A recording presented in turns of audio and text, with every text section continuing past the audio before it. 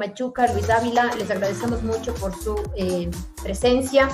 Hoy vamos a hablar tres temas, hoy vamos a revisar tres temas.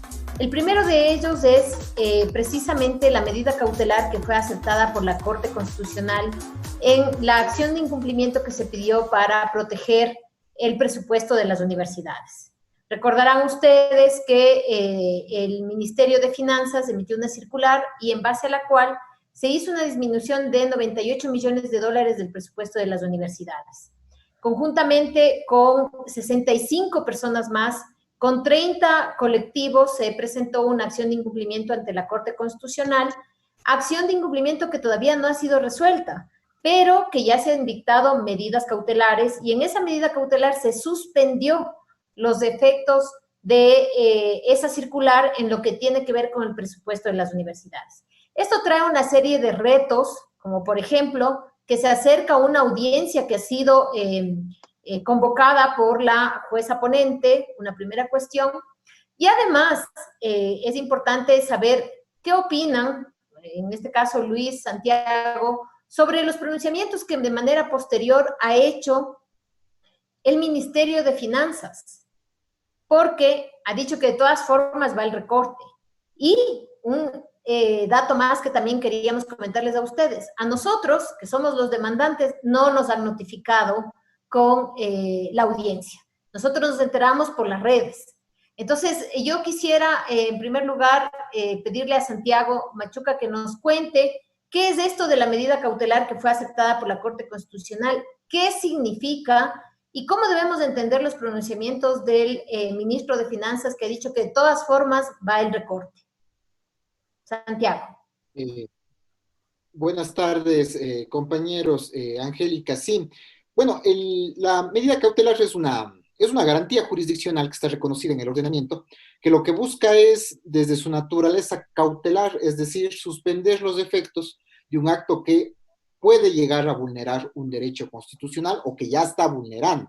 De ahí la diferencia entre los dos tipos de medidas cautelares, las autónomas y las conjuntas, que establece nuestro ordenamiento jurídico. En este caso, una medida cautelar conjunta que pudo ser presentada conjuntamente con otra garantía jurisdiccional, que es la acción de incumplimientos. En este caso, la Corte lo que ha señalado, siendo bastante explícito y muy ejemplificativo, la Corte lo que ha señalado únicamente es que se suspenden los efectos del recorte presupuestario hasta que la Corte tome una decisión sobre el incumplimiento que habíamos demandado, el incumplimiento del dictamen constitucional, porque se restringían recursos de salud y educación destinándoles a otros destinos para solventar la crisis, lo cual es prohibido constitucionalmente. Ahora bien, esto se suspenden, hay dos medidas que toma la Corte. La primera es que le ordena al Ejecutivo que se abstenga de realizar cualquier acto de recorte presupuestario en materia de educación superior. Y segundo, es que los efectos de una famosa circular que emitió el Ministerio de Finanzas, sus efectos presupuestarios quedan sin efectos exclusivamente en el tema de educación superior. Dos medidas que blindan por completo todo el recorte presupuestario y, ojo, los efectos que se puedan generar posteriormente a esto. Bueno, realmente en una muestra más del desgobierno se han emitido dos criterios. El primer criterio, por parte de un banquero, de un empresario que hace las funciones de ministro de Finanzas, en donde nos demuestra que le vale lo que diga el ordenamiento jurídico, le vale lo que diga la Constitución y le vale lo que diga la Corte. Entonces él ha dicho que no, que simplemente se va, que es una cuestión de orden técnico. Posteriormente a eso, como no podía ser de otra manera, surge el criterio de la ministra Paula Romo, en la que le desdice y le dice, no, nosotros sí acataremos los dictámenes de la Corte Constitucional, simplemente estamos expresando nuestra opinión respecto a un tema, pero somos muy respetuosos. Claro, se da cuenta la barbaridad de su ministro de Finanzas respecto a comentarios completamente desmedidos y que muestran toda una arrogancia del poder económico enquistado en este gobierno. Sí, Luis, yo quisiera que nos comentes un poco, ha habido reacciones, ¿no? Ha habido una serie de reacciones, yo diría que el mismo foro jurídico, que han salido a decir que la Corte se ha excedido en sus funciones, que no le correspondía a la Corte pronunciarse, que esta es una cuestión de orden técnico, que además la Corte anteriormente ha dicho que no caben medidas cautelares en el caso de garantías jurisdiccionales, que la Corte ha dicho con anterioridad que hay fallas que son inejecutables, etcétera, etcétera. Ha habido mucha, yo no diría que mucha, diríamos, ha habido algo de ruido dentro del foro jurídico por esta decisión de la Corte Constitucional. Entonces, yo quisiera preguntarte primero, que pongamos en el debido lugar los argumentos jurídicos. Los argumentos jurídicos son importantes, son el lenguaje con el cual nosotros hacemos las acciones de protección, no nosotros, cualquiera, las acciones de protección, las acciones de garantías, la acción inconstitucional, es el lenguaje. Pero es una ingenuidad verdadera pensar que el juez es alguien que está fuera de la realidad, que está en el cielo y que no tiene influencia de nadie. Eso no existe en la realidad. Entonces yo quisiera que, por favor, tú nos digas qué opinión te merece este debate, sin desconocer que cada quien en este país tiene derecho a pensar como quiera, pero no es que hay una cosa escrita en piedra y que de esa no se puede salir, y no es que el juez esté ausente o lejano de todas las relaciones sociales que nos permean, relaciones de género, de clase, todas estas relaciones. De eso quería preguntarte a ti, Luis. Levántate el micrófono porque está... Sí, estaba, lo acabo de prender. Bueno, mire, hay una cosa que es bien curiosa, ¿no? Que a mí me llama la atención en los últimos tiempos. Es que uno de los recursos de los que siempre echan mano los sectores conservadores en el mundo jurídico es el principio de legalidad, ¿no? Entonces, las mismas personas que ahora están criticando a la Corte, hace un mes atrás dijeron, oigan, si este grupo de gente está presentando cosas absurdas, que no tiene por qué resolver la Corte, ¿no? Entonces salieron a defender a la Corte y a decir, wow, o sea, esta Corte sí los puso en su puesto estos juristas desubicados, ignorantes, ¿no? Que vayan a estudiar, ¿ya? Esa misma gente es la misma gente que ahora en cambio dice, no, la Corte se equivoca, se excedió. Entonces, a mí me llama la atención eso, porque me da la impresión de que la legalidad solamente vale cuando les beneficia a los sectores conservadores, ¿no? Algo que decía Wittgenstein, esa idea de que el derecho es un lenguaje de poder, como muchos lenguajes en la política, ¿no? Entonces, como es un lenguaje de poder, entonces depende para quién sirve ese lenguaje, entonces en esa medida vale o no vale, ¿no? Entonces, la misma gente que antes decía, ustedes están equivocados presentando tonterías, esa misma gente ahora sale a decir, la Corte se excedió. Ya, y yo quiero inclusive hacer un énfasis sobre el tema del lenguaje, porque fíjense que en las medidas cautelares que mencionaba Santiago, de manera un poco tramposa, ¿no? Porque también este es otro problema del Ecuador, ¿no? Es una cosa que no tiene que ver con la formalidad jurídica, tiene que ver más con la forma criolla de la formalidad jurídica, ¿no? Es como le quieren dar un sentido de viveza criolla, ¿no? Entonces, en la medida cautelar dice allí, se suspenden, y miren, esto es con comillas, exclusivamente los efectos presupuestarios, ¿ya?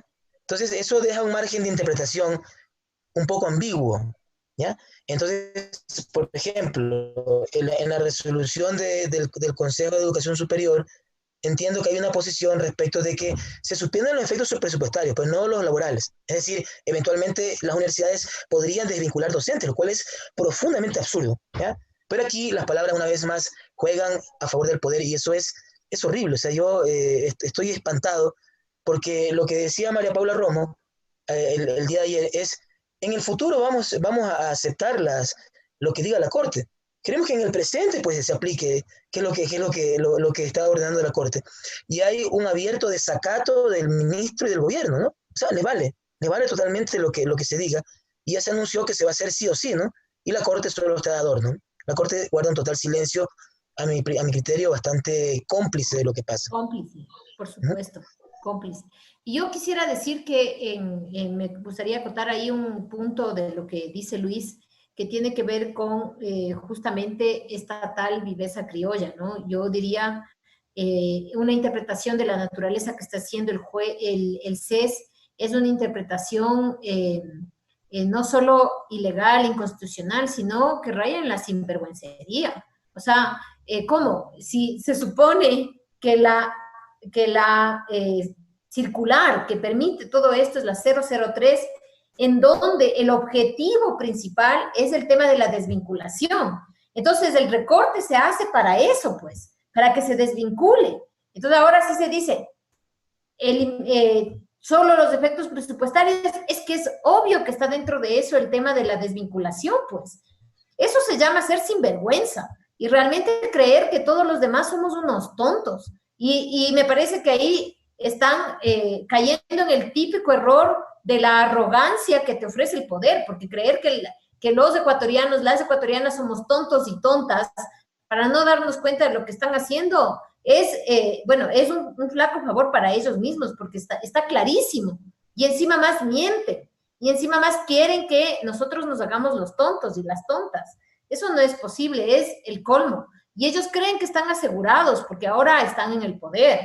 Pero eso es pasajero y después les va a tocar responder como corresponde. Y eso es pasajero, ellos tienen que verlo, tienen que ver con lo que pasó en el gobierno anterior y lo que está pasando ahora. Y ahora con esa misma elección están cometiendo iguales o peores errores. Entonces me parece terrible. Y me parece terrible que la Corte quede de adorno. La Constitución y la Corte Constitucional no son para los momentos de paz y tranquilidad. La Constitución y la Corte son para estos momentos, para donde se necesita realmente que funcione la Constitución y los derechos. Realmente me parece muy grave. Yo, para cerrar este tema de la acción de incumplimiento, quisiera que comentemos un poco, que le informemos a la gente que hay una audiencia el 28 de mayo, que es una audiencia que está convocada por la jueza ponente. Quisiera preguntarle, Santiago, ¿qué puede ocurrir como resultado de esta audiencia? ¿Tú crees que deben escuchar a todas las personas que hemos presentado la acción de incumplimiento? ¿Tú crees que deben dar espacio para los amicus curiae, que sabemos que son varios los que se han presentado? Entonces, Santiago, quisiera que le cuentes un poco a la gente de qué se trata esto de la audiencia, para qué es, cuál es el resultado y qué pasa con los que presentaron los amicus curiae. Sí, Angélica, solo complementando adicionalmente algo de lo que decías tú y decía Luis, si hay un manejo mañoso de interpretar las decisiones de la Corte Constitucional conforme le convenga al Ejecutivo. Se emitió una resolución por parte del CES en las que se aumentaba el número de horas de dedicación de los profesores, bien sea de tiempo parcial, medio tiempo o de tiempo completo. Se les aumentó drásticamente el número de horas y se estableció una barbaridad, que se podían habilitar cursos exclusivamente si es que llegaban al número de 40, es decir, 40 cursos de 40 estudiantes en la educación superior pública, cuando el parámetro es la mitad de eso conforme manejan la educación privada. Es decir, aquí estamos haciendo una discriminación de lo peor y las peores condiciones para el sector público. Esos eran efectos y estaban determinados en su motivación para la expedición de esta resolución, que era producto del tema presupuestario. Se suspende el tema presupuestario y la señora doctora Catalina Vélez, presidenta del Consejo de Educación Superior, dice que no, que esa decisión no ha sido de orden presupuestario, sino que ha sido para dar operatividad a las instituciones de educación superior públicas. Es una barbaridad, es una burla respecto, y sí es preocupante que la Corte, de alguna u otra manera, ella se haya establecido los límites por ejemplo, el determinar que las medidas cautelares no pueden ser objetos de acciones de incumplimiento. Entonces, de alguna u otra manera, la Corte tiene que tomar, como vos decías, una acción mucho más fuerte en épocas de conflictividad constitucional. Respecto a lo que tú señalabas, sí, no nos han convocado formalmente, no existe una notificación a los accionantes, nos enteramos por la prensa, por las redes sociales, pero existe la convocatoria de un auto expedido el 12 de mayo, en donde se convoca a todas las partes de las causas, porque son varias causas acumuladas que se acumulan a nuestra demanda, por tener identidad de objeto, de forma y de sujeto. Tienen la misma, se acumula, pero sobre esas demandas existe también un cúmulo de personas que tienen interés legítimo en la causa, de conformidad con el 12 de la Ley Orgánica de Garantías. Entonces, si es que convocó la jueza constitucional sustanciadora, doctora Carmen Corral, a las partes de todos los accionantes que presentaron esas demandas y todas esas causas acumuladas, también tiene que escuchar a quienes presentaron la figura del amicus o a quienes manifestaron su interés. Y aquí hay que ser muy claro, la Corte no puede determinar, tú opinas, tú sí opinas. No, la Corte simplemente tiene que cumplir y dar cabida a un sinnúmero de opiniones, no necesariamente jurídicas, sino personas que tienen su deseo de aportar desde su real saber y entender para que pueda fallar de mejor manera.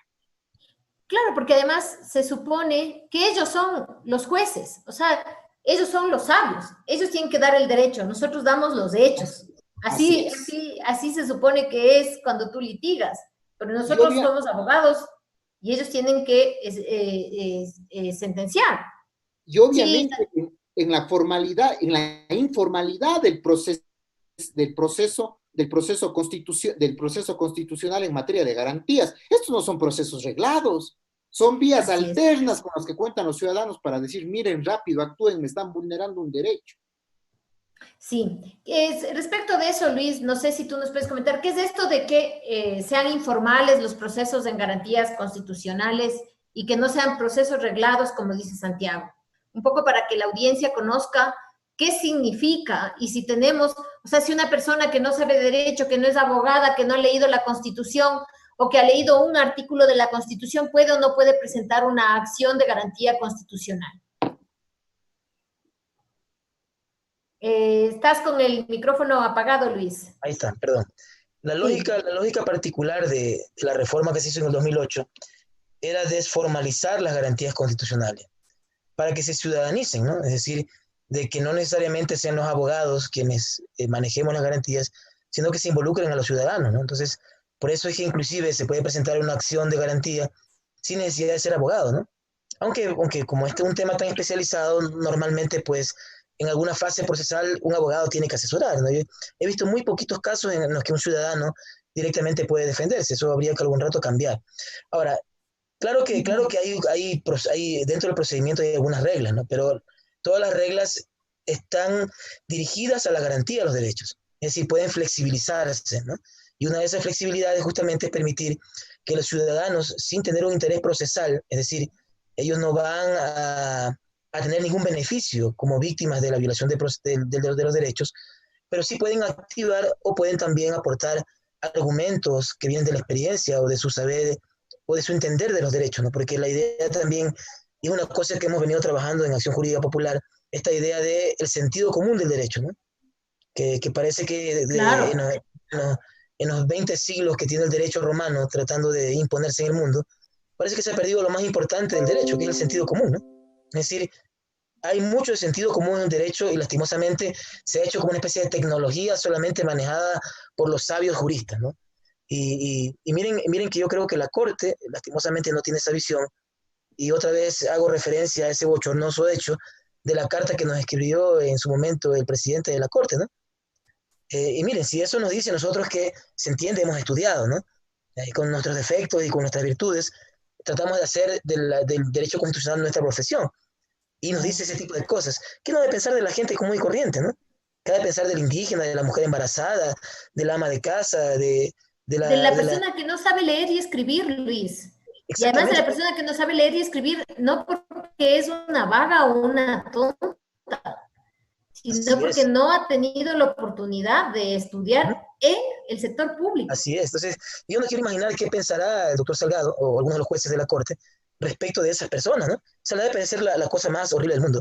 A mí me llama mucho la atención de que no nos hayan notificado formalmente, pero Sí. también tiene una cosa que es curiosa, ¿no? Hace poco, por ejemplo, el presidente de la República, dentro del proceso de discusión de la ley humanitaria, mandó un tuit diciendo, oigan, esa parte eliminen, ¿ya? O sea, digo, yo sé que ahora todo está automatizado, que hay medios informáticos, pero hay un montón de problemas del procedimiento allí, ¿no? O sea, lo lógico sería que hubiese retirado su proyecto, ¿eh? O hubiese discutido una modificación de manera formal en el proceso. O sea, con un tweet. ¿En dónde, en qué mundo estamos viviendo? Digamos que se hace política a través de Twitter, ¿no? O sea, es curioso eso, ¿no? Tal vez yo estoy muy atrasado, digamos, respecto de los medios tecnológicos, tal vez puede ser, tal vez me equivoque, o en realidad hay violaciones hay una política hoy día casi gamonal y hacendataria que es evidente, digamos, en el contexto del coronavirus. Es terrible, autoritarismo total. Sí, porque además en el derecho, recordemos que el derecho es forma. Es cierto que hemos avanzado, pero lo material en el derecho es nuevo. Bueno, tuvo su momento de esplendor en el naturalismo racional y de ahí desapareció del pensamiento jurídico hasta que volvió después de la Segunda Guerra Mundial, la materialidad en el derecho, la validez material. Entonces, o sea, básicamente el derecho es una forma y algo de contenido.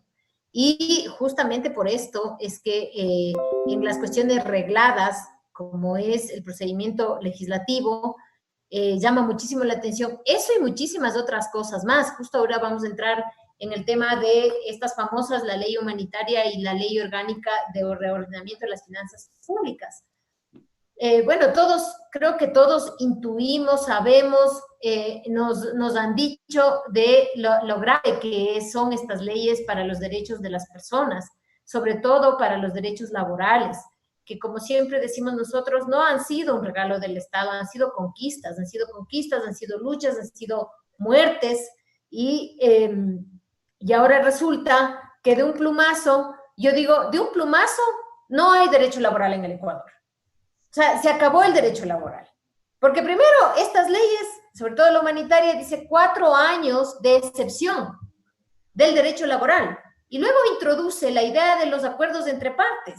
O sea, le reduce a la materia laboral en la materia civil. Si ese es el primer elemento, cuando te enseñan derecho laboral, lo primero que te enseñan y que te indican es el derecho civil, no es el mecanismo para el derecho laboral, porque se reconoce la diferencia de las partes, porque se reconoce que el trabajador lo único que tiene es su fuerza de trabajo, que no tiene capacidad de negociar con el empleador. O sea, no es que le puede decir al empleador, no, yo quiero que me paguen $1,000 y no me voy a mi casa y a mí qué me importa. No, más bien tiene que decir, vea cuánto quiere pagarme, ya, yo me bajo un poco más para ver si es que a mí me da el trabajo. Así funciona.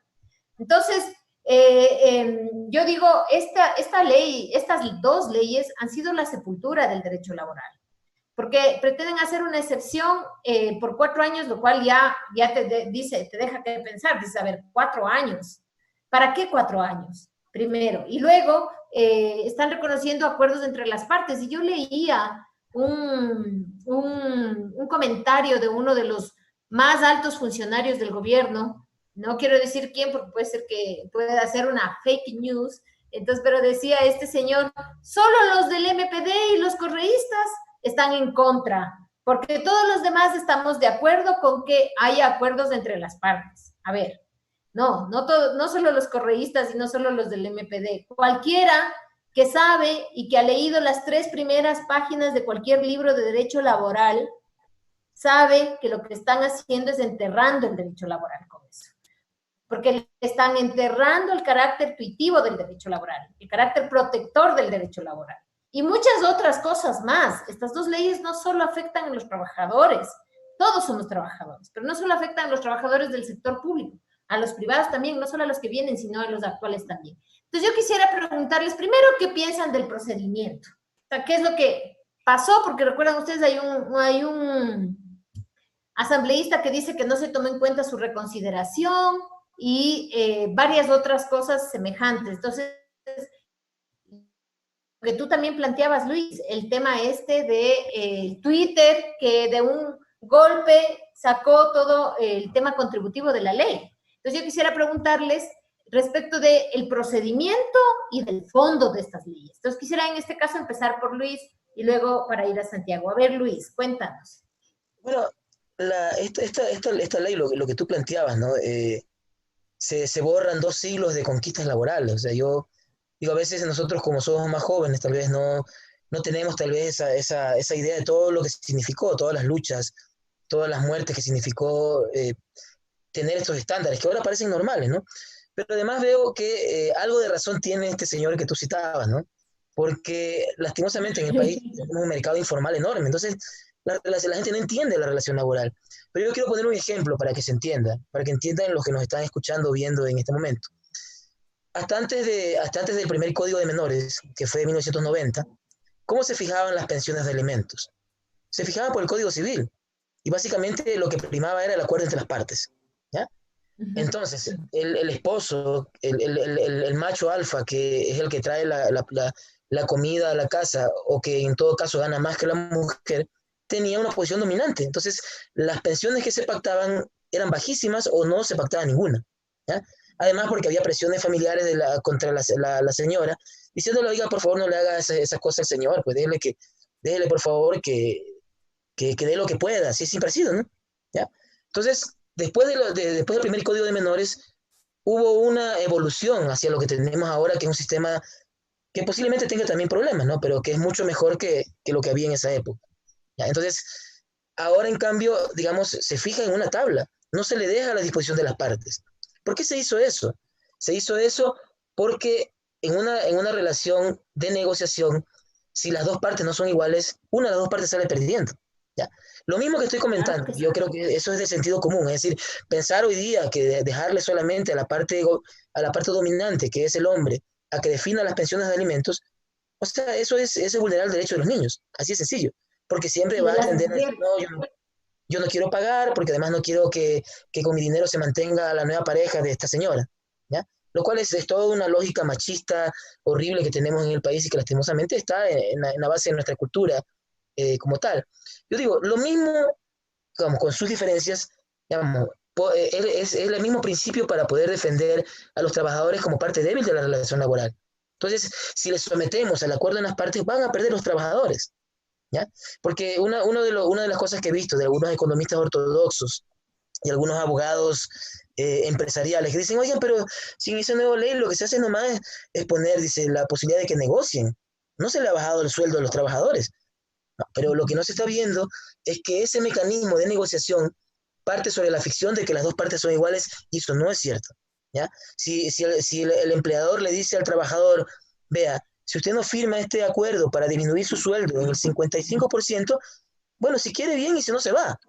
Y si en todo caso, si todos no me van a apoyar como trabajadores, voy a cerrar la empresa y todos nos quedamos sin trabajo. ¿Quién va a perder? El trabajador, ¿ya? Porque el empleador coge su plata y la saca a un paraíso fiscal y no ha pasado nada. ¿Ya? Entonces digo, eso es importante explicarle a los ciudadanos para que entiendan esta partecita. O sea, no es que el libre acuerdo de las partes, no. El libre acuerdo de las partes está perjudicando a la parte débil de la relación, que en este caso son los trabajadores, ¿ya? Entonces, esa ley está pensada de esa manera. Las medidas que acaba de tomar el gobierno hoy día, que son draconianas igual, porque le está bajando de un plumazo el 25% del sueldo de todos los trabajadores. Alguien podrá decir, por ejemplo, un juez que gana 4.170, bueno, le quita $1.000. Puede decir que no es tanto el problema, pero el sueldo medio de los funcionarios públicos es de $500 y un poco menos. Si a esa persona le quitamos el 25% de su sueldo, simple y llanamente le estamos condenando a la pobreza. Una cosa importante que veía ayer, hay un estudio de la CEPAL que dice que Ecuador es uno de los 8 países que en los últimos 10 años logró mejorar el sueldo mínimo vital, que hace 10 años era de $200 y hoy día se acerca a los $400. Es uno de los 8 países en el mundo que mayor porcentaje tuvo de avance en el sueldo mínimo vital, ¿ya? Pues bueno, con estas medidas estamos regresando a 10, 15 años anteriores. O sea, es 20 un años desastre. atrás. Es un desastre. O sea, es, es, Y es un laborocidio, diríamos así, de alguna manera. Es terrible. Terrible, terrible. Yo además quisiera comentar una cosa más que quizás es importante comentarle a la gente y quisiera que sobre ese tema y ese punto y nos comente Santiago, además con otros que él crea conveniente respecto de las dos leyes. Pero fíjate el momento que tú reduces los sueldos, porque eso es una reducción de sueldos, tanto en la medida que anunció hoy para los funcionarios públicos, pero también la posibilidad que da este artículo 16 y 18 de la ley humanitaria, que dice que se puede rebajar la jornada a 4 horas y también el sueldo al 55%, es rebajar el sueldo a la mitad, porque todos sabemos que en el teletrabajo tú te pasas frente al computador y que no trabajas 8 horas, trabajas 10, 12 horas. Entonces, cuando te reduzcan a la mitad, a 4 horas de trabajo, eso es una mentira. Vas a tener que trabajar 6, 8 horas y más por mantener el trabajo por un sueldo de la mitad. Y, por si acaso, para los que se iban a librar de eso, está la reducción del 25% que fue anunciado hoy. Y hay que comentarle a la gente, hay que decirle a la gente además, que esto significa una baja en el circulante en la economía. Nosotros no somos economistas y seguramente un economista lo explicará mucho mejor que nosotros, pero hay que decirlo. Esto, si una familia tiene el 50% menos de ingreso o el 25% menos de ingreso, quiere decir que su capacidad adquisitiva no va a poder comprar o lo básico o no va a poder inyectarse a la economía para que sigan funcionando, que el restaurante pequeño, que alguna cosa que yo tenga que comprar para mis hijos, una vincha o unos zapatos o lo que sea. Significa reducción de circulante, porque en nuestra economía, lo que se gana se gasta, porque no hay demasiada capacidad de ahorro, lo que significa es que le estás recortando la economía el circulante. Y yo diría una cosa, yo estaría de acuerdo que a los más altos salarios se les disminuya, pero a cambio de que se les suba a los más bajos, pues. O sea, si yo le voy a quitar a una persona que gana $7,000, $2,000, o a una persona que gana $5,000, $1,000, y le dejo en 4,000, esos $1,000 debería ir a aumentar el salario de los que están ganando 400. Ahí para que no signifique una pérdida dentro de la economía y que además sirva para algo. Porque no es solo cuestión de decir los que ganan más que ahora ya no ganen. No, o sea, los que ganen más, que ganen menos, pero que ganen más los que ganan menos. Entonces yo quisiera un poco comentar, más bien dicho, darle la palabra a Santiago para que nos comente algo más sobre estas leyes. ¿Qué opinas tú? ¿Cabe la inconstitucionalidad? ¿Qué pasó en el procedimiento? ¿Te parece que fue bien hecho ese procedimiento que hubo? Y también, ¿qué papel hizo la Asamblea? Santiago, por favor. Bueno, ustedes me han puesto al debate los argumentos por los cuales la ley humanitaria, la falsa ley de apoyo humanitario, prácticamente tendría elementos para la inconstitucionalidad de fondo, que son las restricciones en el ejercicio de derechos, en este caso de derechos de los trabajadores. En este caso hay varios principios a los cuales se someten los derechos de los trabajadores, principios constitucionales que han sido restringidos. En este caso, la precarización, en este caso, la restricción de remuneración, afectar igual trabajo, igual remuneración, otros tipos de beneficios sociales, una serie que se tendrían que analizar ya en el fondo. Hay tres situaciones que prácticamente nos llevarían a una precarización absoluta de las relaciones laborales. La primera, lo que tú manifestabas, es la posibilidad de 4 años de reducir la jornada laboral con la supuesta remuneración del 55%. Entonces, por ejemplo, en este país se acabó el salario básico unificado, porque bajo esa figura, quienes ganan $400, ahora resulta que van a ganar 200 y un poquito más. O sea, es una precarización absoluta de las relaciones laborales. Otra es el tema de esta famosa figura del contrato emergente, que incluso ya fue derogado anteriormente, porque era una forma de precarización también, de decirle, mira, tú trabajas bajo estas condiciones, ¿quieres o no quieres? Si no, anda nomás.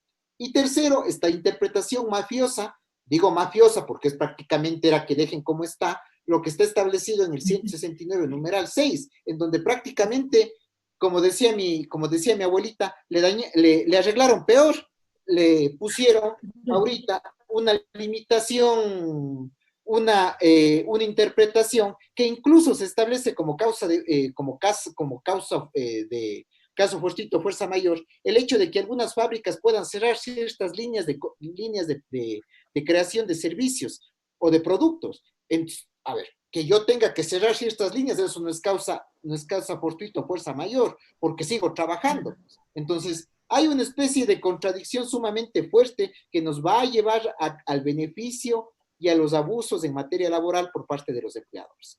El principio que ustedes señalaban de acuerdo entre las partes, no existe en materia laboral, no existe en principio social, porque aquí no existe igualdad de las partes. En el derecho civil, en el derecho privado, sí existe igualdad de las partes, porque nos sentamos a negociar en igualdad de condiciones por los objetos del contrato. En el derecho social, las dos partes son completamente distintas. ¿Cómo en protección de niñez y adolescencia y de una madre que está dependiendo de elementos para proteger a niños, niñas y adolescentes, no puedo decir que está en igual de condiciones frente a quien lo está pidiendo? Y peor aún en el caso de un trabajador frente a su empresario, pues pongámonos el ejemplo de que alguno de los trabajadores del señor Fidelito Egas le vengan y le digan, ¿sabe qué? No estoy de acuerdo. El señor Fidelito Egas le manda pegando, le manda insultando y dice, bueno, tráiganme a los que están en fila.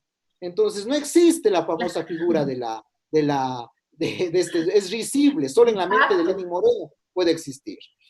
Segunda,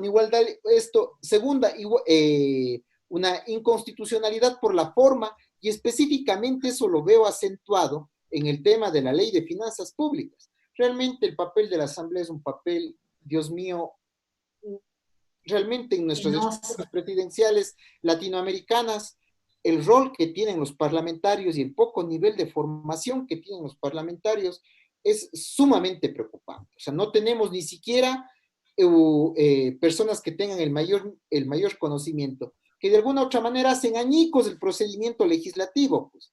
Entonces no es posible que a ver, ¿cómo se aprueba la ley de finanzas públicas? Se aprueba la ley de finanzas públicas cuando no se aprueba el informe de segundo debate, lo que significa no aprobarse la ley. Someten a reconsideración la votación, no se aprueba. Es decir, someten a una nueva votación, no se aprueba. Mocionan el archivo, no hay los votos para el archivo. Reconsideran la votación, sigue pasando lo mismo, no hay votos para el archivo. Suspenden la sesión y para el día siguiente, y resulta que vuelven a someter a votación el archivo de la aprobación del segundo proyecto. La aprobación. Cuando ya fue negado. Entonces, como deciste, vean, sigamos votando hasta que salgan los votos. Sigamos votando, no importa, sigamos. Por Dios, o sea, realmente la inseguridad jurídica en la que estamos sometidos es bárbara, es cruenta.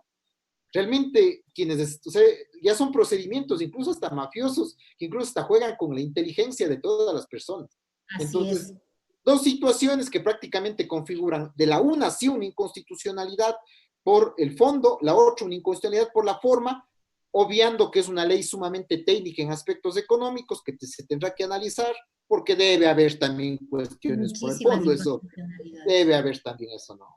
Y en el medio una cosa, que no nos olvidemos, en el medio de la votación, una grave denuncia de corrupción que involucra a uno de los asambleístas y que se hace la detención de un asesor de un asambleísta y se le encuentra con $500,000 y que además se le encuentra con sellos de varias instituciones públicas en el medio de la votación, porque la ley esta de reordenamiento de finanzas públicas se vota en la mañana siguiente del allanamiento a la casa del asesor del asambleísta Mendoza. Entonces, en medio de semejante decisión, resulta que hay una denuncia muy grave de corrupción y a ese nivel de corrupción, porque resulta que supuestamente se han repartido los hospitales en medio de una pandemia, en medio de una serie de denuncias de que compran las mascarillas no a 75 centavos, sino a $12. Entonces, fíjense ustedes, ¿cómo se ve una persona que no está dentro y que ve desde fuera? Dice, a ver, ayer le detienen y allanan la casa del asesor de quien va a votar al día siguiente. Y quien va a votar, que era el ponente, por si acaso. No nos olvidemos que Daniel Mendoza era el ponente de esa ley. Y que luego parece que le entrega a otra persona la presidencia de la comisión respectiva, parece. Pero no solo eso, sino que además aparece en la votación. Mendoza aparece en la votación. No se le ve el rostro porque está con la cámara apagada, pero aparece en la votación. Entonces, miren, dentro de la votación de la ley, todos estos elementos. Entonces, resulta que vota, no sabemos si es que estaba él mismo, pero aparece porque ahora todo se hace virtualmente, aparece que están votando desde el curul de él y con el nombre de él. Pero además, no se sabe cómo se procesó el encargo de la presidencia de la comisión donde él era el ponente de la ley de reordenamiento de públicas. O sea, ¿qué pasó con el proceso ahí? Es una risa ese proceso, es una vergüenza. Y encima se dan el lujo de decir que obviamente él no sabía nada del tema del reparto de los hospitales, él no sabía nada de que su asesor estaba involucrado en las cuestiones que posiblemente estaría involucrado de corrupción. O sea, ¿quiénes creen que somos los ecuatorianos? ¿Quiénes creen que somos las ecuatorianas? Una tarea de tontos, los tontos son ellos, no nosotros. O sea, nosotros somos gente decente. ¿Cómo es posible que semejante cosa haya ocurrido? Entonces, realmente, en medio de un escándalo de corrupción, un procedimiento que no se respetó, porque además hay una denuncia de otro de los asambleístas, ¿no? Otro de los asambleístas que sale y dice, a ver, pero yo pedí una reconsideración, y esa reconsideración jamás se hizo, aunque solamente se suspendió la sesión, al día siguiente se reabrió la sesión, no se hizo mi reconsideración, y pasó lo que dice Santiago. Resulta que viene otra persona y dice, no, volvamos a votar la aprobación, y en esta ocasión se aprueba. Y, y además, fíjense ustedes, varios de los asambleístas dicen que el rato de que ya se terminó la votación de esta tercera vez para ver si se aprueba, donde sí se aprobó, simplemente les desconectaron a todos y ya no hubo ni cómo protestar. O sea, este nivel de autoritarismo estamos, así estamos. Entonces, bueno, yo quisiera pedirles, yo no sé si estamos ya o todavía tenemos creo que unos minutos más. Sí, ¿verdad? Sí, tenemos unos minutos más. Entonces, bueno, yo quisiera, tenemos todavía unos minutos más, ¿verdad? Sí, sí. Ok, listo. Entonces, bueno, yo quisiera también preguntarles a ustedes,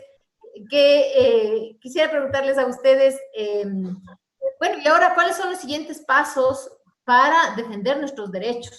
A ver, ojo, no estamos hablando solo de los derechos de los funcionarios públicos. Ninguno de nosotros aquí presentes es funcionario público, ninguno.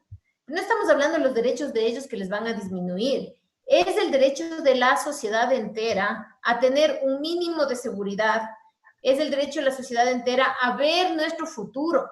Porque lo que están haciendo es quitándonos del futuro, porque no es que esto simplemente es rebajarles el sueldo a los que están ganando, a los que tienen un trabajo, pero si ellos son los que van a comprar al autónomo, pues. O sea, el rato que usted le baja el sueldo al que gana $700, a que gane 400, es él el que va a comprar en la tienda de la esquina, el que va a comprar el que va al sastre, el que va a la costurera, porque las personas que son millonarias van y compran en Miami, no compran aquí. Entonces, este es nuestro dinero en el sentido de que esto es lo que le da, digamos, circulación a nuestra propia economía. Entonces, aquí tenemos un problema bien serio y la pregunta es, ¿qué más debemos hacer? ¿Qué pasos debemos dar? Ya sabemos, acciones de inconstitucionalidad, sí, ya, bien, pero ¿bastará con eso para que la Corte decida apoyar nuestros derechos? ¿Será suficiente eso? ¿Qué hay que hacer? No una receta, ¿no? Sino, digamos, reflexionemos como país si es que queremos que nos pisoteen de la manera como nos están pisoteando. Luis, quisiera saber tu opinión. Sabes que no había pensado un poco sobre lo que planteaban ustedes sobre los problemas formales para la aprobación de esas leyes, ¿no? Qué curioso, ¿no? O sea, en algunas partes del mundo siempre se reclamó como una violación de derechos humanos cuando habían jueces sin rostros, ¿no? Que eran los temas de casos de terrorismo, temas de tráfico de drogas, con capos de los carteles de drogas. Entonces, esta idea de los jueces sin rostros era para proteger a la justicia, ¿no? Y evitar que les reconozcan y luego les amenacen y les maten, básicamente, ¿no? Bueno, acá tenemos asambleístas sin rostro, ¿no? O sea, hay un tema que es bien importante desde el punto de vista de la participación política, que hay que reflexionar. La participación política significa la presencia física del parlamentario en el recinto. Claro, en el recinto como tal. Por supuesto, por las lógicas particulares que tenemos ahora de la crisis sanitaria, eso no es posible verificar aparentemente, ¿ya? O sea, yo me imagino, ¿no? O sea, imagínense que este señor Mendoza se conectó en el Wi-Fi en Rumichaca mientras estaba yéndose del país y posiblemente, digamos, en un Alcosto, donde ahí pudo tener acceso a la Wi-Fi, es donde logró votar, ¿no? O sea, es absurdo. O sea, una persona que, o sea, eso habría que repensarlo en términos, digamos, ya más teóricos. ¿Cómo garantizar la presencia en el recinto, en estos medios telemáticos, ¿no? Que creo que se prestan para la corrupción y para el muñequeo político? Ahora, la otra cosa ya en cuanto a lo que tú preguntabas, Ángel, yo recuerdo este poema que siempre le citan a Bertolt Brecht, ¿no? Esta idea de que le agreden al uno y yo no digo nada, ¿no? Le agreden al otro y tampoco digo nada y siempre guardo silencio, ¿no? Hasta que llega el momento que la persona contra quien se dirige el poder es contra mí y cuando yo veo a los lados ya no hay nadie para defenderme. Entonces yo creo que eso es un poco lo que deberíamos tener como matriz moral y política en Ecuador para poder defendernos y resistir. O sea, este no es un problema de los funcionarios públicos, no es un problema de los trabajadores asalariados o de los empresarios, no, es el problema de todos. Es decir, el día de mañana los afectados también seremos nosotros. Yo veo, por ejemplo, en las medidas que hoy día comunicó el presidente Lenin Moreno, y allí le disminuye el 25% de la remuneración a todos los funcionarios públicos y deja por fuera a la fuerza pública, ¿no? Estratégicamente, ¿no? Entre comillas, con la viveza criolla que vivísimos que son, ¿no? Qué bestia, o sea, claro, porque son los que dan el poder, el apoyo para tener el poder real, ¿ya? Pero yo digo, o sea, digamos, invocando a esa idea moral que habíamos comentado al inicio, esta idea de darse por los demás, o sea, ver la alteridad, o sea, la posibilidad de defender otros intereses que no sean solamente los propios, ¿no? Sino también los de la colectividad. Yo digo, ¿será que la fuerza pública, los policías y militares, pueden tolerar esto? O sea, claro, esto no les afecta a ellos ahora, ¿ya? Pero el hecho de que ellos se queden callados ahora tendrá una consecuencia respecto de ellos mañana. Porque el día de mañana serán ellos a quienes también se les baje, a quienes se les dé de baja sin el debido proceso, como siempre ha pasado, a quienes se les destruye las instituciones, ¿ya? Y allí van a decir, ay, ¿quién nos defiende? Pobrecitos nosotros los policías y militares, ¿ya? Pero ahora ellos no son los perjudicados y no reclaman. Un silencio sepulcral, no dice nada a nadie. Es decir, quien no es afectado finalmente no dice nada. ¿Qué creo que hay que hacer? O sea, de acuerdo con todas las acciones que son posibles hacer, muchos colectivos, no solo nosotros, hay muchos colectivos que han comenzado a salir, eso es bueno, ¿ya? De muchos signos políticos con intereses de diferentes tipos, eso es un proceso riquísimo, ¿ya? Eso se espera que suceda, es decir, la gente tiene que autoorganizarse, entre más cantidad de demandas haya, está bien. Pero por otro lado, es necesario también la organización política a corto, mediano y largo plazo. Es decir, tenemos que volver a resucitar esta idea de organizarnos, de autoorganizarnos, de defendernos, de estrategias de desobediencia civil frente al abuso del poder, ¿ya?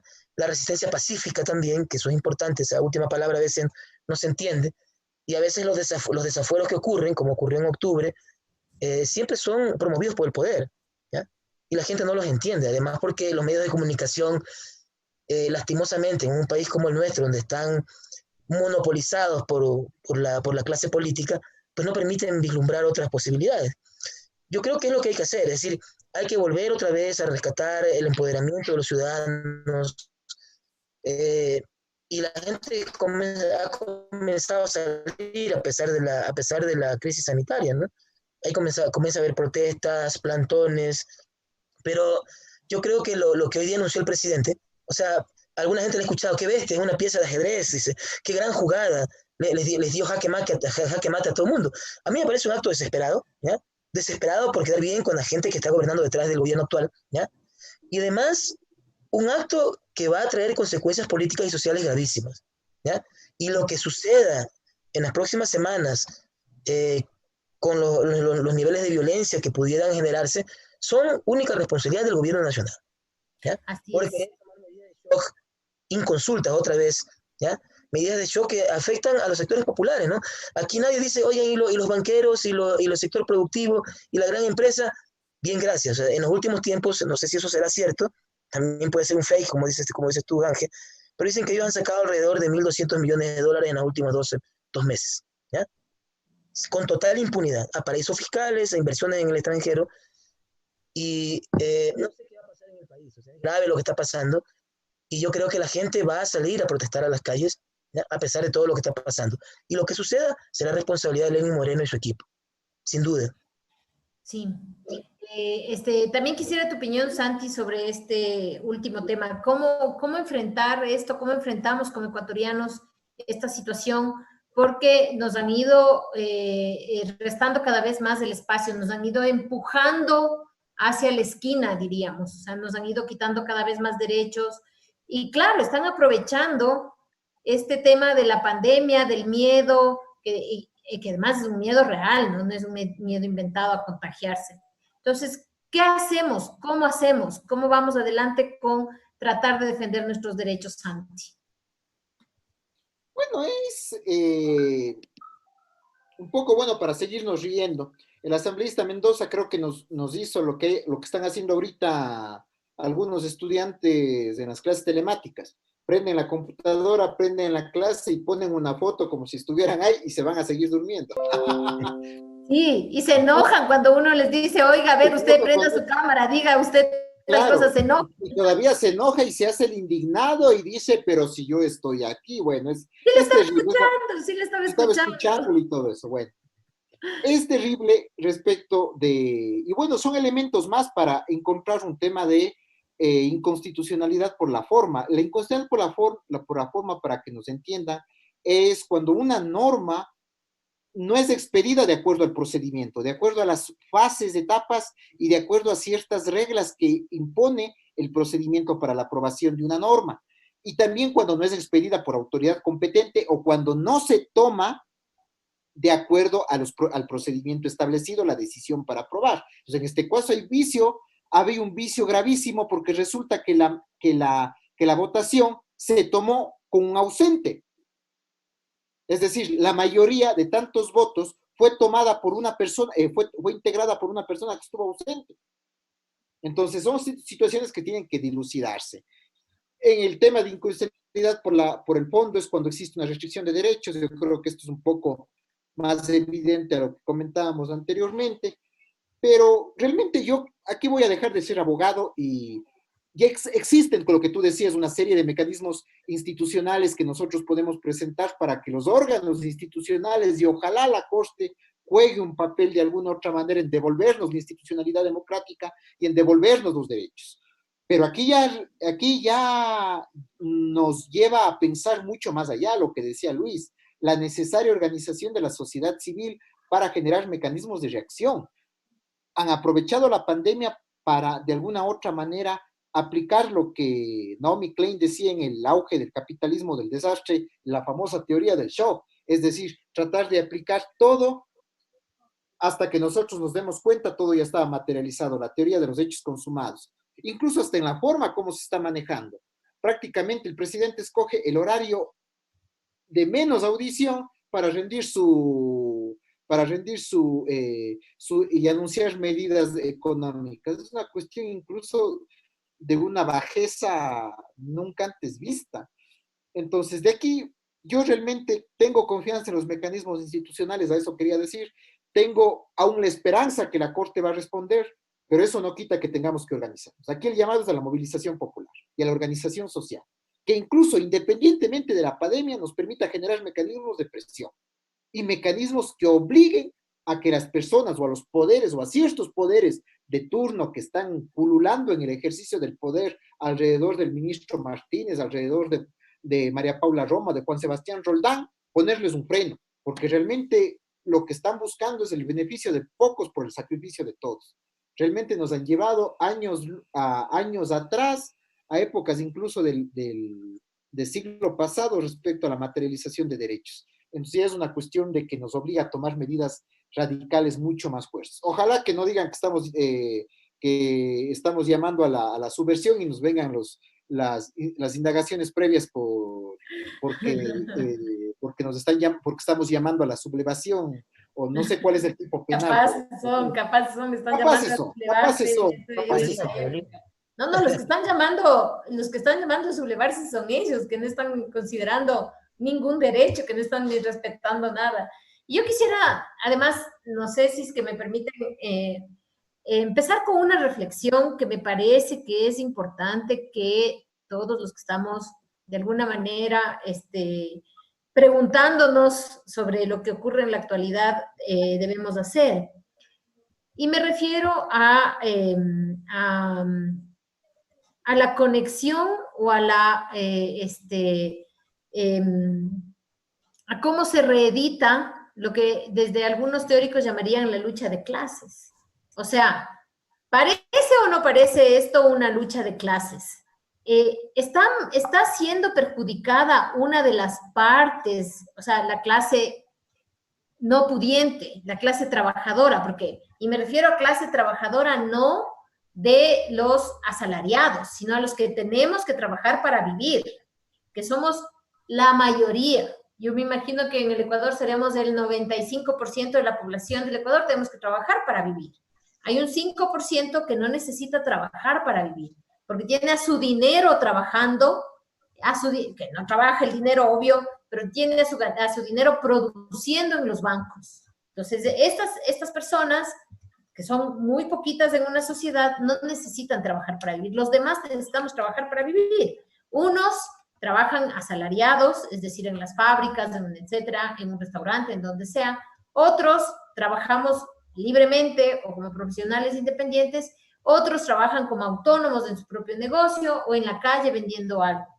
Entonces, ayer se planteaba algo en un debate en el que yo estaba, se planteaba si esta situación del coronavirus y sobre todo las medidas económicas que se han tomado a lo largo del mundo para enfrentar, terminan siendo una apuesta por el capital y por tanto por los dueños del capital, la banca, por los dueños de la banca, o termina siendo una apuesta por los más desfavorecidos. Entonces, claro, en ese sentido, ¿quién está pagando la crisis? ¿No? Y lo que se discutía ayer era, bueno, lo que están pagando la crisis son los trabajadores, pero además los trabajadores, digamos que además están poniendo, pero además los trabajadores que están poniendo el cuerpo, no solamente están poniendo su sueldo, sino el cuerpo. Los trabajadores de primera línea, los trabajadores de los servicios, los que recogen la basura, los que están preocupados de que tengamos agua potable, de que tengamos luz eléctrica, etcétera, los trabajadores de los servicios, los trabajadores que están repartiendo los alimentos, los que están trabajando en los mercados, todos ellos están poniendo el cuerpo, la salud, la vida. Y por otro lado están los grandes capitales. Entonces, cuando uno ve las leyes, cuando uno ve que hasta esa contribución, ¿para qué esa contribución que decían para quienes tienen más de $2 millones que iban a ser, creo que era del 2.5%, y la retiran? Y después dicen que sí, la retiran porque no querían que los funcionarios públicos pongan dinero. Y uno dice, a ver, si no quieren que los funcionarios pongan dinero, entonces ¿por qué les rebajan el sueldo? O sea, no hacía falta la contribución de los funcionarios públicos si ya les van a despedir, les van a rebajar el sueldo, les van a hacer trabajar sábados cuando quieran, porque eso dice la ley, que se puede extender la jornada de las horas que sea hasta el sábado, con lo cual se ahorran con lo cual se ahorran las horas extraordinarias. Entonces me contaba una persona que, por ejemplo, del trabajo le dijeron que va a trabajar lunes, miércoles y viernes. Y que va a trabajar 10 horas de lunes, 10 horas del miércoles y 10 horas del viernes. O sea, no le pagan 2 horas de horas suplementarias y va a trabajar 30 horas en la semana. Y sin horas suplementarias. Entonces, claro, ¿qué es lo que? Eso hay que tener claro a quién está beneficiando y a quién está perjudicando el gobierno. Obviamente, hay que decirlo, no solo este gobierno, muchos gobiernos en el mundo están tomando posición por quién, a quién le están cargando a quién le están cargando la crisis. Entonces, ¿quién está pagando la crisis? ¿Quiénes estamos poniendo dinero? Por ejemplo, una cosa que hay que decir, el tema de la ley, esta orgánica de reordenamiento de las finanzas públicas, tiene un artículo, el artículo 20, que al final hay que ver cuál mismo será el texto, pero del que a mí me pasaron de ahí de la asamblea mismo. El texto, cuando redefine lo que es el sector público, le pone al seguro social ahí. Le pone al seguro social, le pone al BIES, le pone al ISFA y le pone al ISPOL. Dice, todos estos son parte del sector público. Sí es cierto que ahí dicen, no forman parte, los recursos de ellos no forman parte del presupuesto general del Estado. Pero esas instituciones no son públicas, no son del Estado, no son del sector público, son sociales, porque nosotros somos los que le ponemos dinero a eso. No es el Estado tiene unas contribuciones que ni paga, pero nosotros somos los que, el Estado paga como empleador, porque eso le corresponde, pero no como Estado. Y como Estado tiene la contribución del 40% de las pensiones y además la salud de los jubilados. Pero no paga, pues, está endeudado. Entonces, ¿por qué es importante tener en cuenta esto del IES? Si yo le nombro sector público, podré privatizarle. O sea, si yo digo, esto ya no es social, sino que es del sector público, hasta pues se me puede ocurrir la magnífica idea de privatizarle, pues. Y no solo al IES. Ahí están el BIES, está en el ISFA y está en el ISPO. O voy a decir, sí, yo reconozco que esa es plata, que no es plata del presupuesto general del Estado, pero ¿sabe qué? Como es del Estado mismo, no le voy a pagar la deuda o présteme plata para salir de la pandemia. Todo eso puede ocurrir. Entonces yo quisiera preguntarles a ustedes, bueno, esta es una realineación de el posicionamiento del Estado con uno de los grupos que están generalmente en conflicto, que seríamos los trabajadores por un lado y el gran capitalismo por otro lado. O sea, las transnacionales, el gran capital de la banca. Pareciera que el Estado se está realineando y está siendo instrumento justamente del sueño dorado del gran capital, que es tener esclavos. Entonces quisiera preguntarles sobre esto tanto a Luis como a Santiago. Empecemos contigo, Santi, porque en la vez anterior empezamos con él, Lucho. Entonces vamos con Santi, por favor. Ya. Bueno, el tema es que de alguna u otra manera aquí hay un ejercicio dispar de la crisis y hay contradicciones evidentes. Entonces, bueno, si es que podemos decir que la crisis, de alguna u otra manera, un estado en crisis entiende que esto va a afectar a todos, pero un estado en crisis de alguna u otra manera es muy risímil y muy dudoso de que hay un sector que en plena crisis haya aumentado sus utilidades. Pues, si comparamos las utilidades de los bancos frente al 2018 con lo que pasó en el último año, ellos tienen utilidades de más del 200 a 300% en muchos de los casos. Pues no se entiende, ellos no están en crisis, pues ellos son un país completamente aparte.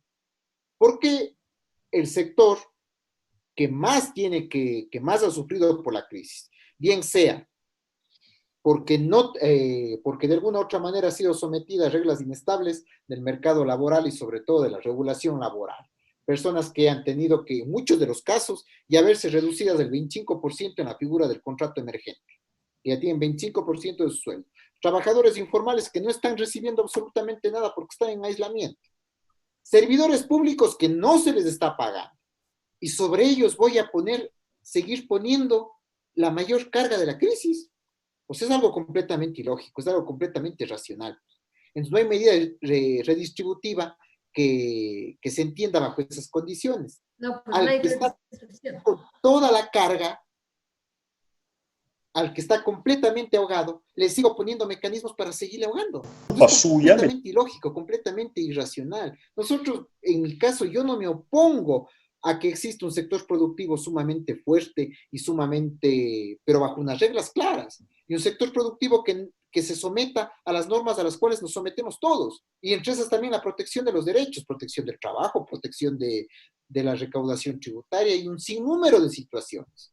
Pero yo también lo que me opongo es que existe un sector empresarial que se crea un mundo aparte y que quiere estar por encima del ordenamiento jurídico y sobre todo por encima de los derechos, que se crea intocable y quiera a todas luces maximizar sus ingresos a la costilla del resto de personas.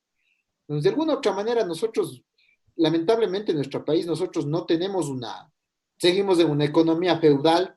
No existe una economía de libre mercado, los que tanto defienden el libre mercado. Existe una economía feudal en el sentido de que nosotros prácticamente vivimos, todavía hay un sector de la población que cree que esto es una gran hacienda de la cual puede manejar al resto a su antojo. Y hay un sector empresarial absolutamente mafioso que busca lesionar los derechos para obtener un sinnúmero de beneficios a costa del resto de personas. Entonces sí, es sumamente cuestionable que las cosas se estén dando así, y de alguna otra manera también hay que cuestionarse en qué punto nuestro sistema económico va a aguantar. Luis nos decía, bueno, tú nos decías, no existe circulante, hay una restricción de la economía de las personas, con todo lo que está pasando.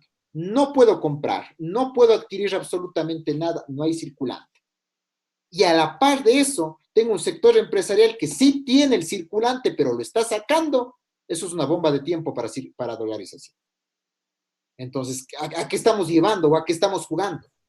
Pues resulta que la dolarización en los actuales momentos ya es incómodo para un cierto sector. ¿No será que ya es un poco medio incómodo para la banca? Resulta que ellos están más bien, les es mucho más beneficioso tener una moneda que se pueda devaluar y redevaluar. Resulta que la dolarización ahorita a ellos ya no les conviene mucho, tanto para la banca transnacional. Son situaciones que dejo puestas a consideración, que podrían llevarnos horas en el debate, horas en el análisis, pero realmente que hay un sector que busca manejar la crisis a su antojo para obtener los mayores beneficios por sobre las graves implicaciones que está tomando esto en las personas.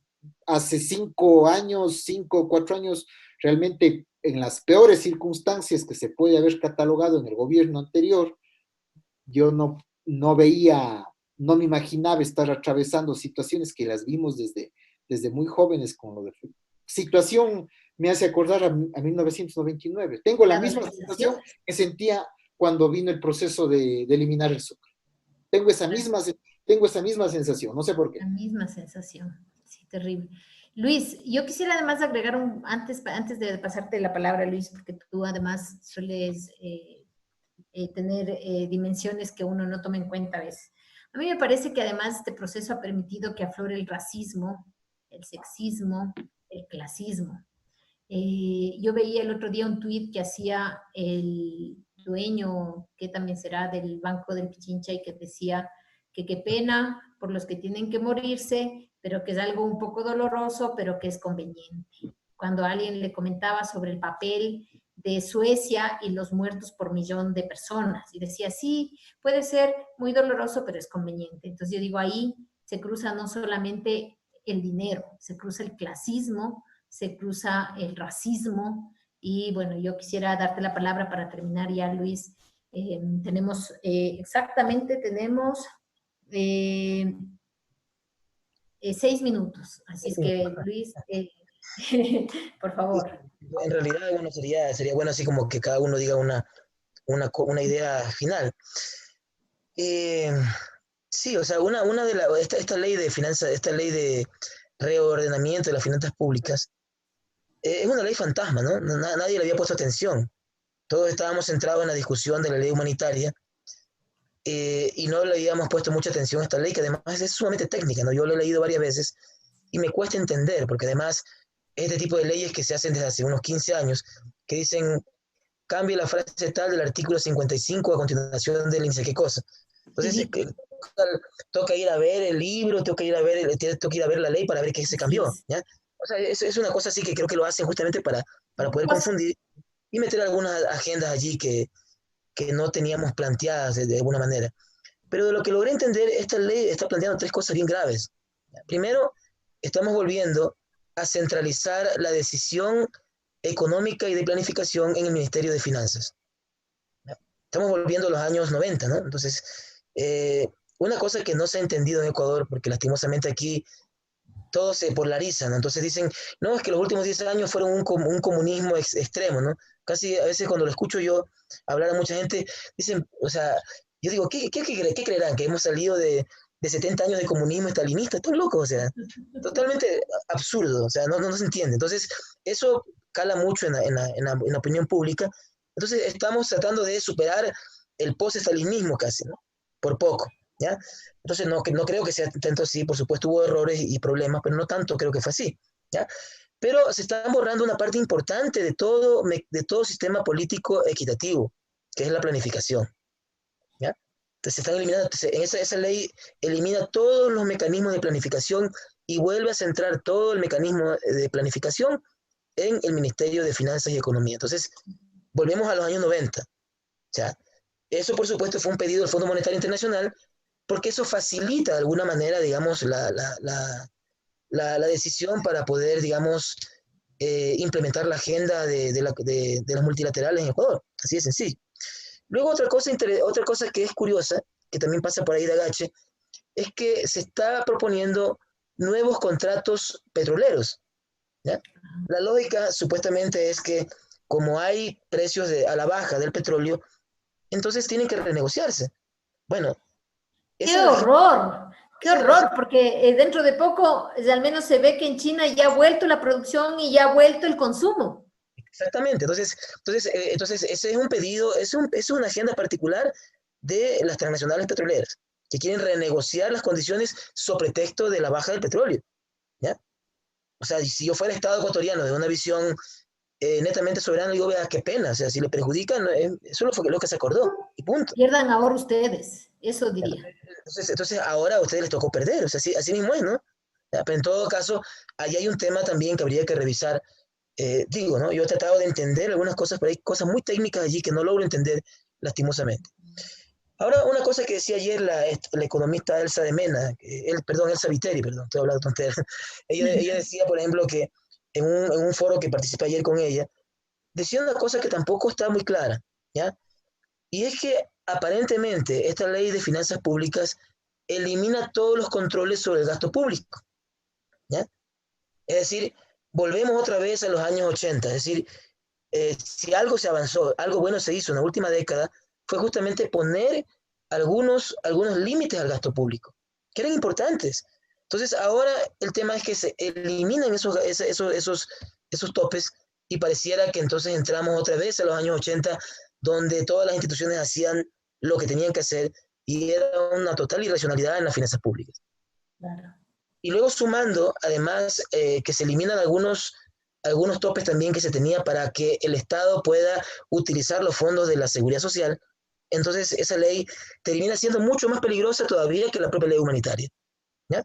Es una ley súper tramposa, una ley con un sinnúmero de tecnicismos que todavía no, al menos yo no logro todavía determinar cuál es el alcance real de esa ley, pero seguro que eso es bastante notorio. Está la agenda del Fondo Monetario otra vez. Claro. Ahí está la agenda del Fondo Monetario Internacional, por supuesto. Su receta, además, fracasada en todos lados. Pero Así bueno, es. Y seguimos insistiendo en esa agenda fracasada otra vez en Ecuador, ¿no? A mí lo que y con eso termino, ¿no? Yo creo que me alargué mucho, pero esto que escribe Byung-Chul Han, ¿no? Esta idea de que después del coronavirus, lastimosamente, se aplica un capitalismo autoritario, ¿no? Dice él, todos los modelos que han funcionado para más o menos detener la crisis sanitaria son modelos de capitalismo autoritario, ¿eh? China, Corea del Sur, ¿no? Entonces, eso mismo está pasando a nivel local, es decir, me parece que los sistemas políticos que van a funcionar de aquí en adelante son sistemas políticos abiertamente autoritarios. Y eso me asusta. Pero además autoritarios clarísimamente desde un pacto con el gran capital. Y eso me asusta mucho y creo que estamos en las puertas de una verdadera tragedia nacional que la estamos viviendo y que espero no genere tanto daño como en realidad parece terrible. Para despedirnos, Santi, algunas palabras para nuestros amigos y amigas que nos siguen. Bueno, gracias, Angélica, gracias, Luis, por un nuevo espacio en el que podemos conversar y tal vez compartir distintos puntos de vista con nuestra audiencia de análisis de coyuntura. Sí, realmente es bastante complicado lo que estamos viviendo. Realmente sin organización social y sin organización de la sociedad civil no se podrá hacer frente a situaciones que se están buscando materializar y que buscan con consecuencias completamente nocivas para las personas y sobre todo para los más débiles, para personas que no tienen mecanismos de reacción. Yo creo que esto nos invita a la reflexión y sobre todo a innovarnos en crear mecanismos que nos permitan incluso hasta madurar políticamente y rediseñar un mapa político en el país en donde haya presencia de sectores que obviamente piensen en país y piensen en población, en todos. Sí, bueno, yo para terminar quisiera decir que yo me niego y haré todo lo posible para defendernos y yo para defenderme de este atropello, porque es un atropello, es un desconocimiento de nuestros derechos y es nuestro deber moral con nuestros hijos, con nuestras futuras generaciones, con nosotros mismos, impedir que el gobierno, que claramente está aliado al gran capital, a los empleadores, ni siquiera a los pequeños, que son los que más empleo dan en este país, porque la micro y la pequeña empresa es la que más empleo da y está fregada y no tiene políticas de apoyo, sino al gran capital, a ese capital de los bancos, a ese capital transnacional, a ese está ligado el gobierno. Yo me niego a estar de brazos cruzados frente al atropello de mis derechos. Entonces, mire, sí estamos en las peores condiciones, pero también aquí tenemos derecho a defendernos.